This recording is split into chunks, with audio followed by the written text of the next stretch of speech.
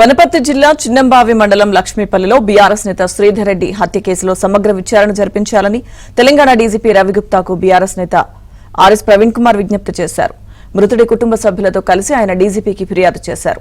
హత్య జరిగి 4 రోజులు అవుతున్నా ఎలాంటి పురోగతి లేదని ఆర్ఎస్పీ ఆగ్రహం వ్యక్తం చేశారు. మంత్రి జూపల్లి కృష్ణారావుపై ఫిర్యాదు చేసినా ఎలాంటి చర్యలు తీసుకోలేదని, మంత్రి జూపల్లి నివాసంలోనే ప్రధాన నిందితుడు ప్రెస్ మీట్లు పెడుతున్నాడని ఆయన ఆరోపించారు.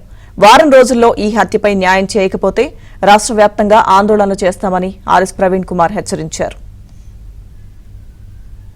సో ఈ హత్యలో 4 రోజులైనా పోలీసులు మంత్రి జూపల్లి కృష్ణారావును గాని వాళ్ళ అనుచరులను గాని లేకపోతే ఈ ఎఫ్ఐఆర్ లో ఉన్న ప్రధాన నిందితుడు కృష్ణప్రసాద్, అదేవిధంగా 2వ ప్రధాన నిందితుడు మహేష్, మరి ఇతర అనుచరులు ఎవరైతే ఉన్నారో వాళ్ళను ఒక్కరిని కూడా పోలీస్ స్టేషన్కు పిలిపించి ప్రశ్నించిన దాఖలాలు లేవు. మేము ఇంటరాగేషన్ అంటలేము, ప్రశ్నించిన దాఖలాలు కూడా లేవు. మేము 3rd డిగ్రీ పెట్టమనో టార్చర్ పెట్టమనో మేము అంటలేము.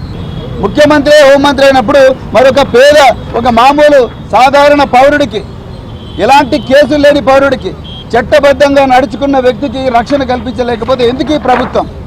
అందుకొరకే మేము మళ్ళీ డిమాండ్ చేస్తున్నాం.